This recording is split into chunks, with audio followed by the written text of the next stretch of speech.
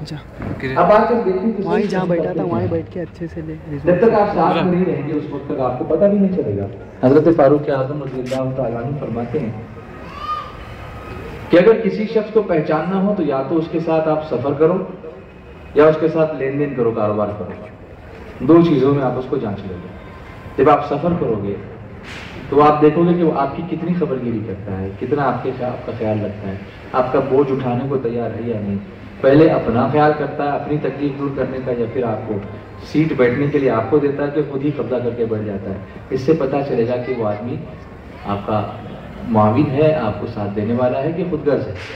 یا پھر لین دین کرو اس کے ساتھ، کاروبار کرو تو اس میں کتنا ایمانداری سے وہ کام کرتا ہے، دیانتداری کتنی ہے، سچا کتنا ہے، آپ کا پیسہ ہڑپ کر جاتا ہے یا آپ کا حق پورا پورا آپ کو دیتا ہے. یہ چیزیں یہ نہیں فرمایا کہ وہ نماز پڑھتا ہے کہ نہیں. دیکھو دو چیزیں فرمائیں، سفر کرو یا اس کے ساتھ لین دین کرو. معاملات بہت امپورٹنٹ ہے، عبادات اپنی جگہ ہے اور اللہ اس کا حساب لے گا، لیکن دنیا میں لوگوں کے ساتھ کیسا رہتا ہے، دس از مور امپورٹنٹ. ایک دوسرے سے ہمارا سمبند کیسا ہے، ایک انسان کا دوسرے انسان کے ساتھ سمبند کیسا ہے، یہ جب تک ہم نہیں جانچیں گے اس وقت تک ایک دوسرے کو ہم پرکھ نہیں چل سکتے. ہندو ہو، مسلمان ہو، کرسچن ہو، عیسائی ہو، سکھ ہو، جتنے بھی کمیونٹیز کے لوگ ہیں، جتنے بھی مذہب کے ماننے والے، یہ آپس میں لڑتے کیوں ہیں؟ یہ لڑائی دراصل مذہب کی نہیں ہوتی، یہ اپنے حقوق کی لڑائی ہو رہی ہے. ہر کوئی چاہتا ہے کہ مجھے اس کا حق ملے، مجھے اس کا حق ملے، اور مذہب کے نام پر دوریاں پیدا کر کے ایک دوسرے کو لڑانے کی کوششیں کی جا رہی ہیں. سیاست کرنے والے اپنی سیاست کر لیتے ہیں، ان کو گدی مل جاتی ہے، ان کو منسٹرشپ مل جاتی ہے، اس کے بعد آپ کو کیا تکلیف ہے یہ پوچھنے کے لیے کوئی نہیں آتا. اب دیکھیے الیکشن ہو گیا ہے، 5 سال تک یہاں کوئی نہیں آئے گا. جس دن ووٹ ہوگا آپ کے پاس آئیں گے، آپ کو پیسہ بھی دیں گے، آپ کو کھانا بھی کھلائیں گے، آپ کو دارو بھی دیں گے، سب کریں گے. تیاری ہوگی ان کو خالی کرسی پہ بٹھا دو. تو ہم کو یہ سب دیکھنا ہے کہ ہم اسلام کی جو دعوت یہاں پر پیش کر رہے ہیں، یہاں پر جو ہمارے دوسرے غیر مسلم لوگ بھائی رہتے ہیں، ان کو بھی ہم کو بتانا ہے کہ اسلام کا جو سچا نقشہ ہے وہ آپ میڈیا پر دیکھ کر آپ کو اسلام سمجھ میں نہیں آئے گا. اگر آپ کو اسلام دیکھنا ہے تو ہمارے حضور صلی اللہ علیہ وسلم جو پیغمبر اعظم ہیں، جو پیغمبر ہیں، ان کی زندگی کو تم دیکھو گے، ان کے جو سچے صحابہ ہیں ان کی زندگی کو تم دیکھو گے، اللہ کے جو ولی ہیں جن کو تم بھی مانتے ہو ہم بھی مانتے ہیں، خواجہ غریب نواز کی زندگی کو تم دیکھو گے یا حضرت مخدوم ماہمی کی زندگی کو تم دیکھو گے تو تمہیں پتہ چلے گا کہ سچا اسلام کیسا ہے. تم ہمیں بھی دیکھو گے تو بھی تم کو اسلام نظر نہیں آئے گا. I'm really sorry to say ہم کو دیکھو گے تو بھی تم کو صحیح اسلام نظر نہیں آئے گا، اس لیے کہ ہم خود ہی ابھی تک سچے اسلام پر عمل کرنے والے نہیں بنے ہیں، اور اسی لیے تم ہم کو صحیح طریقے سے سمجھتے نہیں ہو، ورنہ تم بھی مسلمان ہو جاتے اگر سچا اسلام تمہارے سامنے آتا تو کہیں نہ کہیں ہم کو ان سب چیزوں کی طرف توجہ کرنا ہے. اور اصلی چیز کیا ہے؟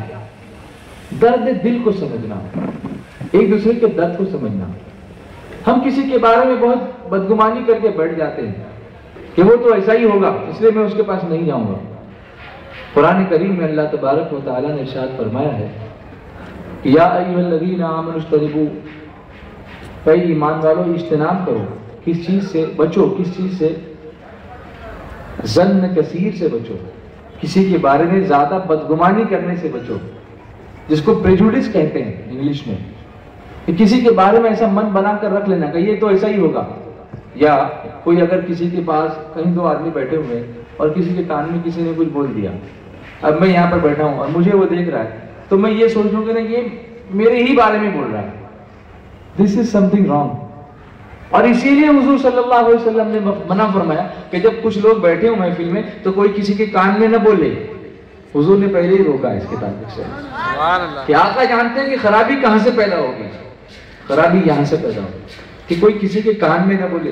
آپس میں جب بیٹھے، ہاں تنہائی میں ہو آہستہ گفتگو تو الگ بات ہے، لیکن جب مجمع میں بیٹھے ہو تو اس طرح کی کانا پھوسی مت کرو کہ کسی کو ڈاؤٹ آئے کہ تم اس کے بارے میں بول رہے ہو اور پھر نتیجہ کیا ہوگا، وہ تمہارا دشمن بن جائے گا. دشمنی یہاں سے شروع ہوگی. حضرت مولانا روم رحمۃ اللہ تعالیٰ علیہ، جن کی مثنوی شریف آج امریکہ میں بھی بڑی خوشی سے پڑھی جاتی ہے، مثنوی شریف انہوں نے فارسی میں مثنوی شریف لکھی ہے، اور اس میں انہوں نے کبھی کبھی کچھ جانوروں کے واقعات، حکایتیں بیان کر کے بھی لوگوں کو سمجھانے کی کوشش کی ہے. اس میں سے ایک بڑی انٹرسٹنگ حکایت میرے ذہن میں اس وقت آ رہی ہے، میں آپ کو بتاؤں۔ فرماتے ہیں کہ ایک جنگل میں 7 بیل رہتے تھے اور سب مست ایک دم موٹے تگڑے، اور سب ساتوں جو ہے وہ ساتھ میں رہتے تھے، ایک ساتھ مل کے رہتے تھے، کبھی الگ نہیں ہوتے تھے۔ چرنے کے لیے جاتے تو بھی ساتھ میں ہوتے، پانی پینے کے لیے جاتے تو بھی ساتھ میں ہوتے، بیٹھتے کہیں آرام کرنے کے لیے تو بھی ساتھ میں بیٹھتے۔ جنگل کا راجا شیر جو ہے ہمیشہ اس کوشش میں رہتا تھا کہ ان بیلوں کو میں کھاؤں گا، کتنا ٹیسٹی ان کا گوشت ہوگا، گوشت تو پورا شیر تو کھائی جاتا ہے نا پورا، کتنا ٹیسٹی گوشت ہوگا اس کا۔ لیکن شیر کی بھی ہمت نہیں ہوتی تھی کہ جا کے حملہ کر، کیونکہ ساتوں ساتھ میں رہتے تھے، کبھی الگ ہوتے نہیں تھے۔ اور یاد رکھنا، شیر بہادر بہت ہوتا ہے، لیکن وہ کبھی بھی ایسے جانور پر حملہ نہیں کرتا جو ریوڑ کے ساتھ میں ہو۔ وہ کسی جانور کو الگ کرتا ہے، پہلے حملہ اس طرح کرے گا کہ کوئی جانور الگ بھاگے، اور پھر اس کو تنہا کر کے اکیلا کر کے پکڑتا ہے، اس کو مارتا ہے وہ، ورنہ اس کو معلوم ہے دوسرے جانور اگر سینگ ڈال دینا تو کبھی کبھی شیر کی بھی ہار ہو جاتی ہے، ایسا ہوتا ہے۔ ریسرچ کیا گیا، اس پہ معلوم ہوا کہ شیر کا ہر حملہ کامیاب نہیں ہوتا، کم سے کم 5 حملوں میں 1 حملہ اس کا کامیاب ہوتا ہے۔ اور شیر کی عادت بھی یہی ہے کہ جب تک بھوک نہیں لگتا وہ حملہ نہیں کرتا۔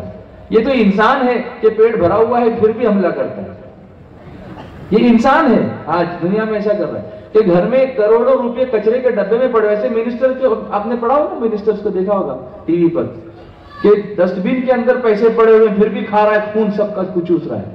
یہ کون سا مذہب ہے، یہ کون سی ٹیچنگ ہے، یہ کون سا انسانیت کا تقاضا ہے کہ لوگوں کا خون چوسو اور اپنی جھولیاں بھرتے رہو اور اس کے بعد جو سب سے اچھے تم ہی بن کے بیٹھو؟ یہ رانگ ہے، اور اسلام نے کبھی اس کی اجازت نہیں دی ہے۔ میں بات کروں گا آپ کو شیئر کی، لیکن یہاں بات آئی اگر حکومت کی تو میں آپ کو بتاؤں 2-3 واقعات میں آپ کو بتاؤں جو یہاں پر غیر مسلم بھائی بیٹھے ہیں وہ بھی سنیں اور ان کو پتا چلے گا کہ اسلام کا سچا روپ کیا ہے، تو میں آپ کو بتاؤں۔ ہم کو مت دیکھو، ہم لوگ بہت خراب ہو چکے ہیں، ہم کو ہمارے اخلاق اچھے نہیں ہیں، ہمارے نوجوانوں کو دیکھو یہ ٹھیک سے بات نہیں کر سکتے ہیں۔ یس دس از، اور یہ ایک کمیونٹی کا مسئلہ نہیں ہے صرف مسلمانوں کا، ہندوؤں میں بھی ایسا ہی مسئلہ ہے، پرابلم ہے۔ بہت ساری ایسی چیزیں ان لوگوں میں بھی آ گئی ہیں جو ان کے مذہب میں بھی نہیں ہے، رائٹ نہیں ہے، رانگ ہے۔ سچ بولنا ہے نا سب مذہب میں، لوگوں سے اچھا پیش آنا سب مذہبوں میں، بڑوں کا ادب کرنا، رسپیکٹ کرنا، یہ کیا دوسرے مذہب میں نہیں ہے؟ فرق ہم میں اور دوسرے مذاہب میں ایک ہے کہ ہم جو ہے اللہ کو ایک مانتے ہیں، اللہ کی وحدانیت اور اللہ کے نبی پر ہم ایمان رکھتے ہیں۔ ہم 2 3 4 خداؤں کو نہیں مانتے، ہم اللہ کو ایک مانتے ہیں، اللہ وحدہ لا شریک ہے، اور اس کے علاوہ ہم یہ مانتے ہیں کہ اللہ نے جتنے نبی بھیجے وہ سب برحق ہیں، اور حضور صلی اللہ علیہ وسلم محمد صلی اللہ علیہ وسلم اللہ کے آخری نبی ہیں، ان کے بعد قیامت تک کوئی نبی نہیں آئے گا، قرآن اللہ کی کتاب ہے، یہ ساری چیزیں ہم مانتے ہیں۔ اور آپ کو بھی معلوم ہوگا کہ حضور صلی اللہ علیہ وسلم جن کو محمد جن کا نام ہے صلی اللہ علیہ وسلم، ان کے بارے میں ہندو مذہب کی کتابوں میں بھی لکھا ہوا ہے۔ اگر آپ بڑے بڑے گرنتھ پڑھیں گے ہندوؤں کے، جس میں وید ہے، قرآن ہے، جیسے ہم قرآن ہے نا ہمارا، تو ان کا قرآن ہے، اس میں بھی حضور محمد صلی اللہ علیہ وسلم کے بارے میں لکھا ہوا ہے، جس کو لوگوں نے پڑھا ہے اور جس کو لوگوں نے بیان کیا ہے۔ جو پڑھے لکھے لوگ ہیں وہ جانتے ہیں، جو ایجوکیٹڈ لوگ ہیں وہ جانتے ہیں، تو وہ سب سمجھتے ہیں کہ یہ جو لوگوں کو لڑانے کی باتیں کی جا رہی ہیں یہ کچھ اور لوگ کرنا چاہتے ہیں۔ تو میں آپ کو بتاؤں کہ اسلام کا سچا تصور کیا ہے، اسلام کی سچی حقیقت کیا ہے۔ آج منسٹر کوئی بن جائے تو 7 پیڑھی اس کے لیے سیف ہو جاتی ہے اس کی، کہ اب اس کو کوئی کام دھندا کرنے کی ضرورت نہیں، وہ اتنا پیسہ کما لے گا کہ اس کی 7 نسلیں کام کرنے کی ضرورت نہیں، بیٹھ کے کھائیں گے۔ وہ اسکول قائم کر دے گا، میڈیکل کالج قائم کر دے گا، کیپیٹیشن فیس لے گا، سب اپنے دھندے کر رہے ہیں۔ سیوا کا نام خالی سیوا کا نام ہے، یہ سیوا کچھ نہیں، سب میوہ کھاتے ہیں۔ اس میں بہت کم لوگ ہوتے ہیں جو کام کرنے والے لوگ ہوتے ہیں، اور کام بھی کرے گا تو کس لیے کرے گا؟ وہ اپنے مقصد کے لیے کام کرے گا، اس لیے نہیں کہ تمہارا بہت بڑا وہ ہمدرد ہے، اس لیے نہیں، وہ دکھائے گا اور بورڈ لگائے گا وہ کام کر کے کہ میں نے تمہارا کام کیا، ہاں یہ بلڈنگ ہے، بلڈنگ سے ریپیئرنگ سے کام بھی کیलेला आहे या MLA फंड मधून मी केलेला आहे, मेहरबानी केलीत का तुम्ही आमच्या वोट तुम्ही आमचं घेतलं नाही, तुम्ही आलात ना निवडून, त्यानंतर तुम्ही काम करता, आम्ही जर वोट दिलं नसतं तर तुमचं काय झालं असतं, पण तुम्ही कशाला दाखवता हे सगळं करून आम्हाला। तो ये सब करते हैं, आणि तुम्ही पैसे किती घालताय ते आम्हाला माहिती आहे.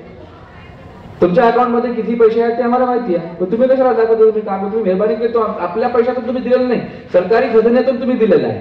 तुम्ही आपल्या जेबमधून काय दिलं असतं तर आम्ही मानलं असतं. तो वैसे तो तुम करते नहीं हो, हमारा ही पैसा है टैक्स का, वो हमको ही देते हो और फिर बोर्ड भी लगाते हो कि हमने ये फंड में से काम किया. किसको उल्लू बनाते हो तुम लोग? ये उल्लू बनाने का काम क्यों हो रहा है?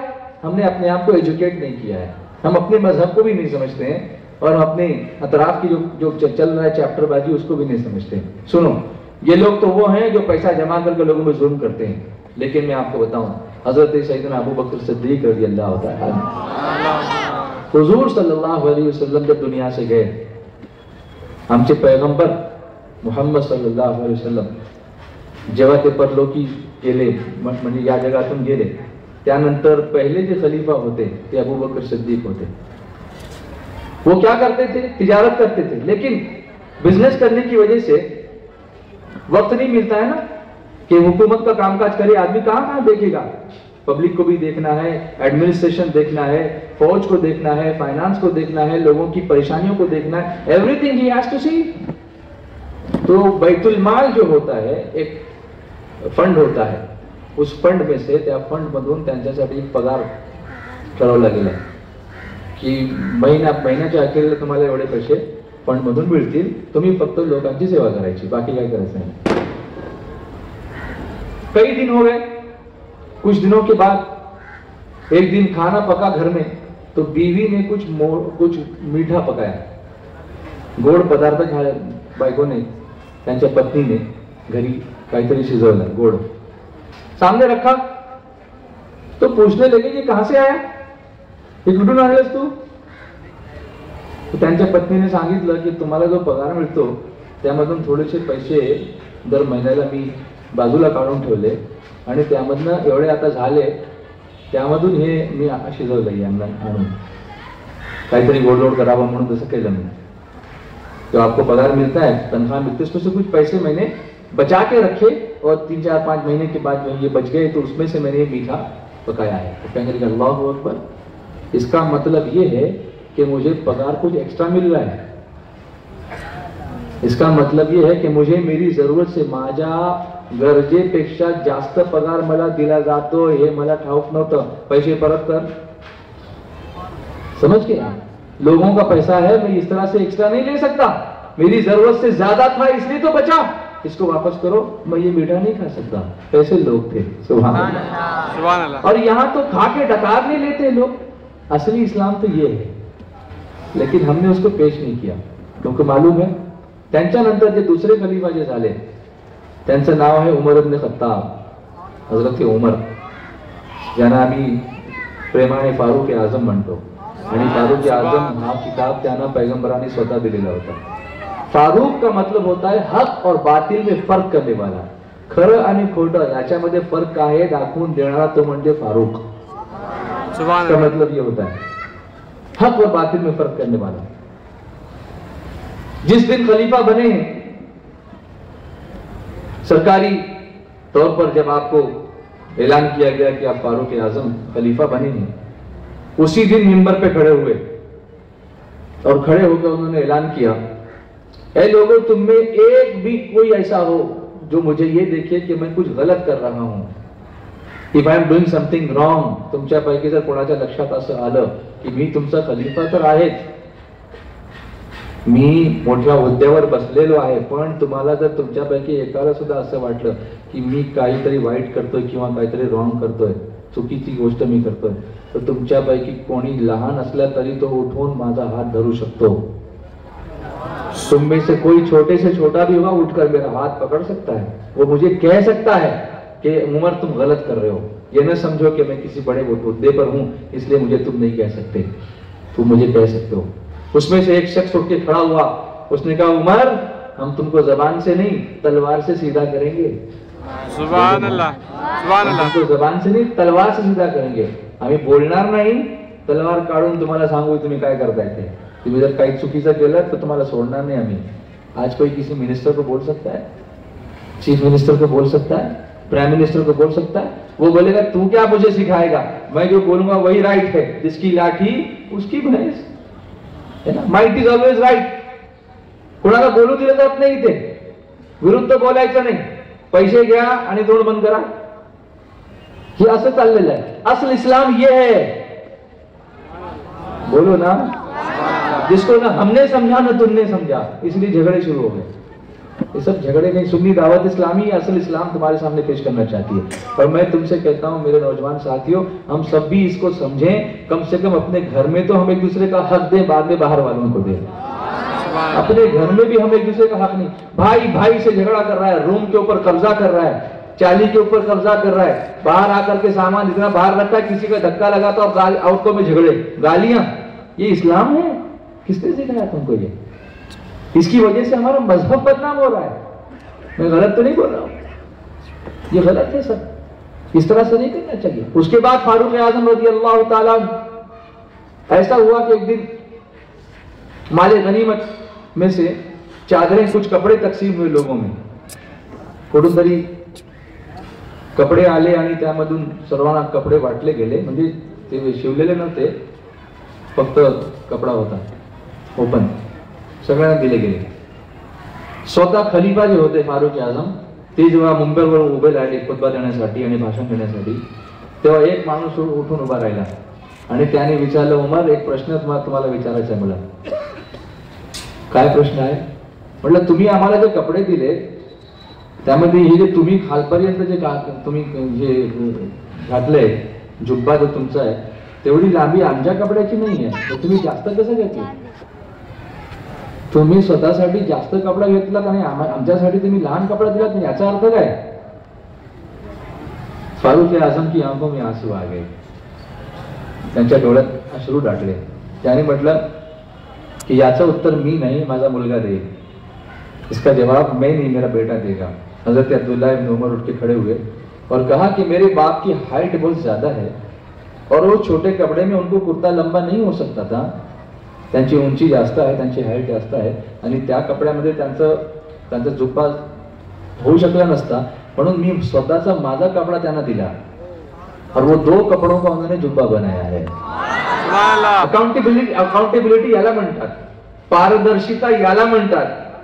पारदर्शक कसे होते ते की मी हा कपडा कुठून आणला हे विचारायचा हक्क कोणालाही आहे, तुमच्यापैकी कोणीही विचारू शकतो. आणि विचारल्यानंतर न रागावता त्याने त्याचं उत्तर देऊन त्यांना पटवून दिलं की मी तुमचा माल खाल्लेला नाहीये, माझ्या मुलग्याने आपला हक्क मला दिलाय, त्याच्यामधून मी हा कपडा मी हा केलेला आहे, जुब्बा तयार केलेला आहे. और ये इस्लाम का सच्चा समझिए. आज कोई पूछ नहीं सकता किसी से कि तुम ये कहां से लेकर आया. इनकम टैक्स को फंसाना ये हमारा धंधा हो गया है. ब्लैक अकाउंट राइट और व्हाइट अकाउंट अलग, इस तरीके से सब कर रहे हैं ये. तो इस्लाम इसकी इजाजत नहीं देता. इस्लाम इस तरह का मजहब नहीं है. इस्लाम में झूठ नहीं है, इस्लाम में गिबत नहीं है, इस्लाम में जिना नहीं है. कोई भी लड़की रास्ते से जा रही हो, किसी मुसलमान को इसकी इजाजत नहीं है कि वो लड़की किसी भी मजहब की हो तो उस पर बुरी आंख डाली जा सके. ये इजाजत न पैगंबर इस्लाम ने दी है न अल्लाह ने दी है. अगर कोई करता है तो वो गुनाह करता है, उसकी सजा उसको दी जाएगी. इसी वजह से कितने मामले बिगड़ते हैं, आपस में तेड़ पैदा होती कि नहीं होती है. हिंदू मुसलमान की लड़कियां एक दूसरे से प्रॉब्लम करते हैं तो माँ बाप को तकलीफ होती कि नहीं होती है. ये तालीम इस्लाम की नहीं है, इस्लाम नहीं सकती नहीं, बल्कि ये हुक्म दिया गया है कि तुम्हारी बीवी के अलावा, अपार्ट फ्रॉम योर वाइफ, तुम्हारी बीवी के अलावा दुनिया में जितनी औरतें और लड़कियां हैं वो सब तुम्हारी बहनों की तरह से हैं, वो सब तुम्हारी सिस्टर्स हैं, वो तुम्हारी सब बहनें हैं. अगर ये तसव्वुर आया होता हमारे दिमाग में और समाज में इसको राइज किया गया होता तो आज झगड़े नहीं होते, मोहब्बतें होती हैं. सुभान अल्लाह. लेकिन मोहब्बतें नहीं रही, झगड़े हो रहे हैं, इसलिए कि हमने खुद अपने मजहब को नहीं समझा है. और आगे बढ़ो. हजरत उमर इब्न अब्दुल अजीज रज़ियल्लाहु ताला, ये भी एक खलीफा थे. ईद का दिन है, ईद कल ईद होने वाली है. आज हम ईद के दिन कपड़े बनाते हैं, नए नए कपड़े करते हैं, बच्चियां मेहंदी लगाती हैं, रोशनाई करते हैं, खाना पकाते हैं, बिरयानी पकाते हैं, शीरकुरमा पकाते हैं, सब कुछ करते हैं. और अल्लाह ने खुशी का दिन दिया है तो खुशी मनाते हैं, हम ये सब करते हैं. और वक्त के खलीफा जो बादशाह है वक्त के, ان کی بچی آ کر کے چاند رات کے وقت اپنے باپ سے کہتی ہے ابا ساری بچیاں تو نئے کپڑے پہن رہی ہیں، میرے لیے نیا کپڑا آج تک نہیں آیا، میں کل کیا پہنوں گی؟ Can you imagine? وقت کا خلیفہ اپنی بچی کو ایک کپڑا نہیں دے پا رہا ہے، کپڑا نہیں دے پا رہا ہے. کہا بیٹی صبر کرو، میرے پاس کپڑا دینے کے لیے پیسے نہیں ہیں، میں مسلمانوں کا خادم ہوں، لوگوں کا میں خادم ہوں، میں بادشاہ نہیں ہوں. بادشاہ لوگوں نے مجھ کو اس لیے نہیں بنایا کہ میں ان کے پیسے کھا جاؤں یا اپنے لیے کپڑا بناؤں اپنے بچوں کے لیے. میں خادم ہوں، میں خدمت کرتا ہوں. میرے اندر سیوک آئے. بچی رونے لگی. کون سا باپ ہے جو اپنی بچی کو روتا ہوا دیکھ سکتا ہے، وہ بھی عید کے دن چاند رات کے وقت؟ بیٹا روتی کیوں ہے؟ میں کچھ بندوبست کرتا ہوں. کائیتری کرتو کٹم درمی کا کائیتری بندوبست کرتو. اپنے خزانچی کے پاس گئے. خزانچی سمجھتے ہو؟ ٹریجرر، جس کے پاس پیسہ رکھا جاتا ہے. کہا ایک کام کرو، میری نیکسٹ منتھ کی تنخواہ پڑچا مہینہ سے ہمارا پگار ایڈوانس میں بلا دے، میں دھیرے دھیرے تم کو ادا کر دوں گا.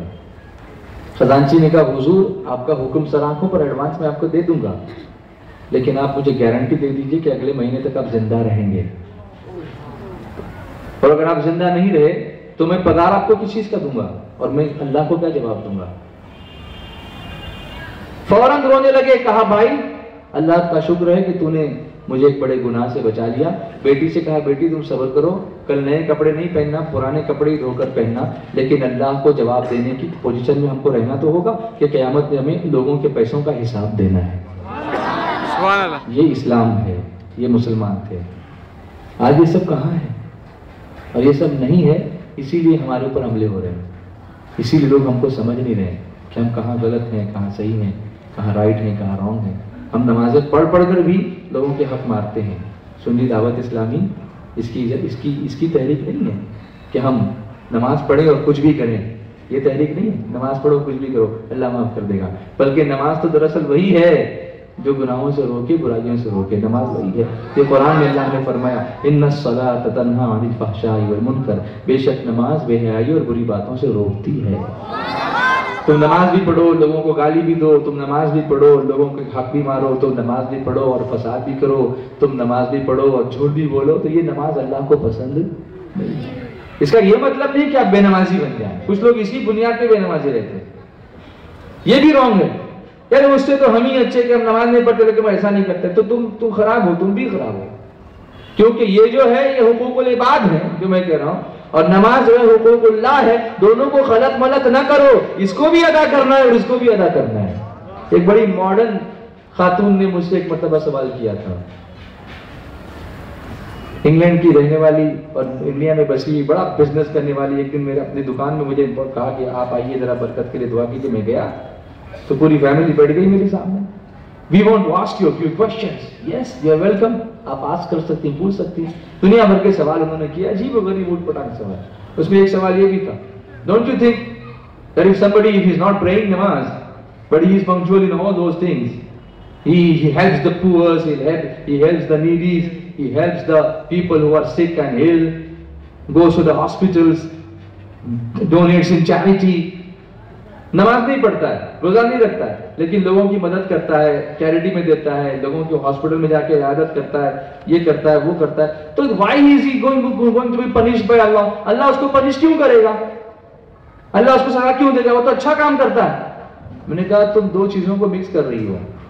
ایک اللہ کے حق ہیں، دوسرے بندے کے حق ہیں. وہ بندے کا حق ادا کر رہا ہے لیکن اللہ کا نہیں کر رہا ہے، اس لیے پنش ہوگا.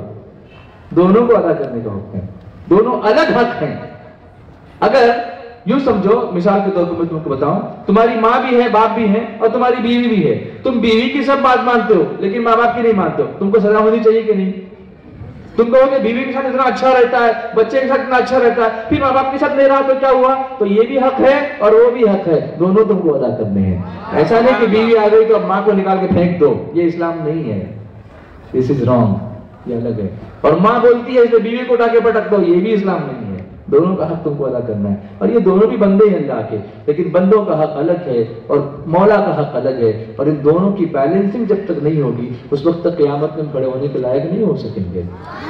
جو یہاں پر کھڑے ہیں میرے ساتھی, میرے دوست بیٹھے ہیں, میں ان سے کہوں گا کہ سنی دعوت اسلامی کا یہ جو اجتماع 30 اکتوبر اور 1 نومبر کو وادی دور جس کو ہم کہتے ہیں آزاد میدان, وہاں ہونے جا رہا ہے, اس میں ایوری بڈی از ویلکم. تمہیں सगळे येऊ शकता. आणि आम्ही तिथे काय करतो हे तुम्ही बघितल्याशिवाय तुम्हाला कळणार नाही की इस्लाम म्हणजे काय. ये लोगों का मीडिया का प्रोजेक्शन, मीडिया किसी को चोर बोले तो चोर बना के ऐसा पेश करता है कि वो चोर नहीं भी हुआ तो चोरी की सजा के अंदर मर जाएगा. आपने देखा होगा टीवी पर ایک جملہ ہوگا, بار بار اس کو اتنا پلے کریں گے, اتنا پلے کریں گے, اتنا پلے کریں گے کہ وہ بیچارے کی اصلی حقیقت تو رہ گئی, وہ مر جائے گا. یہ میڈیا کی مار سے بچو, اور حقیقت اسلام کو سمجھنا ہو تو پیغمبر اسلام کی زندگی کو پڑھنے کی کوشش کرو, قرآن کو سمجھنے کی کوشش کرو, اور اس کے بعد ہم کو بھی مت دیکھو ہم بھی صحیح اسلام پیش نہیں کر پا رہے ہیں آپ کے سامنے.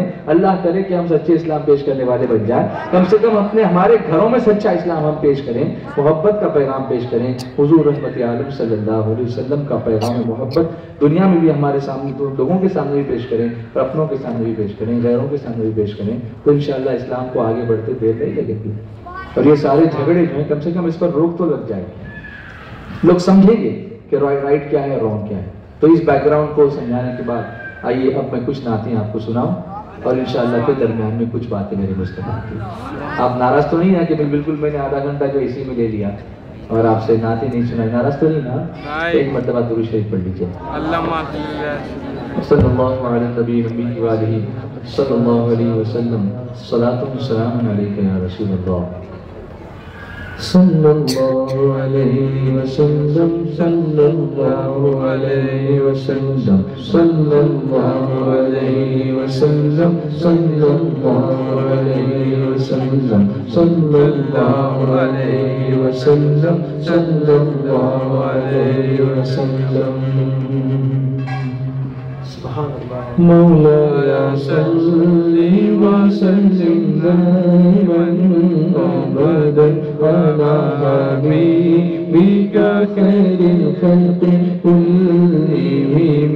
مولاي صل وسلم دائما ابدا على حبيبك خير الخلق كلهم.